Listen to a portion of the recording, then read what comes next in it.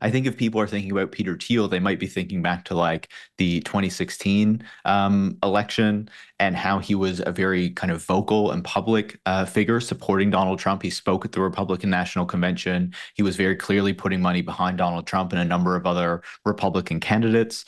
This cycle, he has been more in the background, but it's becoming increasingly clear that his money is still at work, that even though he said he's not actively supporting Donald Trump, that it seems quite clear that he is, especially now that JD Vance has been chosen as his running mate. JD Vance is, of course, someone who is very much within Thiel's network, has received a lot of money from Thiel over the years and owes a lot of his career to Peter Thiel as well. So if we look at this cycle, what is happening now, sure, we don't see Thiel as kind of publicly and vocally supporting Donald Trump and the Republican Party, but we see a lot of other tech figures picking up that mantle. So David Sachs, who, has a long relationship with Peter Thiel and Elon Musk going back to PayPal, has been trying to take up that more public role that Peter Thiel held in 2016, holding fundraisers, speaking at the Republican National Convention, trying to encourage other folks in the Valley to get behind Donald Trump and to get behind the Republican Party. Elon Musk obviously has become very vocally supportive of Donald Trump. Said so after the assassination attempt that he was going to back Donald Trump. There were reports that he was giving up to $45 million a month to a super PAC in support of Trump. He has called that into question. We don't know how much he's actually giving, but we do know that he has started a PAC called America PAC that has received a lot of donations from a lot of other people in Silicon Valley that is claiming to register people to vote, but actually using that sort of a tool in order to get people's voting information in swing states. And there are secretaries of state in Michigan and I believe North Carolina looking into that at the moment. But then, of course, the other aspect of this is social media, right? Elon Musk owns Twitter or X and has made a lot of changes to that platform to elevate right-wing voices by unbanning really far-right figures, by changing the way that the algorithm works so that you see more right-wing content in your feed. And even over on Facebook, which I feel like we don't talk about as much anymore, but Mark Zuckerberg has been taking the limits off of, say, Donald Trump's accounts.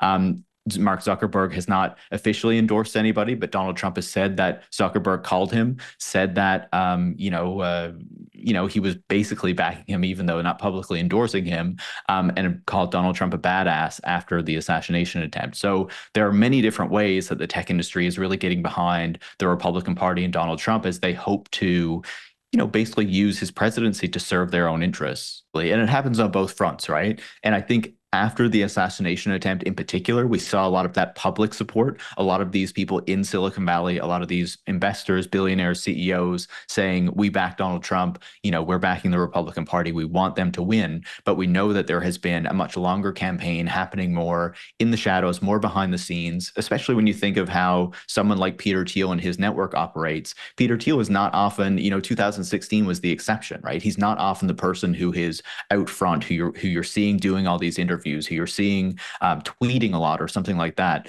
He is someone who operates in the background. He is someone who moves money around and who gets his network to do the same thing in order to serve these broader goals that people like him have. And as you're saying, that's exactly what you see with JD Vance. Vance is someone who first ran into Peter Thiel in 2011 when Thiel was speaking at Yale Law School and felt really inspired by what he was saying. In 2016, when he published Hillbilly Elegy, his best-selling book, was when he really kind of officially entered Thiel's network, working at Mithril Capital first, and then founding his own venture capital firm later called Narya Capital, which was funded by $100 million from Thiel and his network to get it started. And then, of course, when Vance ran for Senate, he received $15 million from Peter Thiel, which was most of the funding he needed for his campaign. So you can see very clearly how there's this linkage there. And there are reports that apparently when Donald Trump was at a fundraiser in San Francisco before he had chosen his vice presidential candidate, it was co-hosted by David Sachs. He was sitting down with a bunch of these tech figures, very rich people, and basically saying, who should I choose as my vice presidential candidate? And they were all saying JD Vance because they wanted him in that position because he is very much a product of their network. And they know that if he is in the White House, if he is the vice president, they will have a lot of influence over the policy direction that the Trump administration or, a second theoretical Trump administration will take.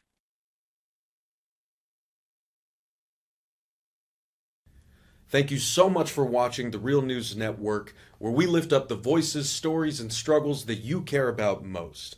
And we need your help to keep doing this work. So please tap your screen now, subscribe, and donate to the Real News Network. Solidarity forever.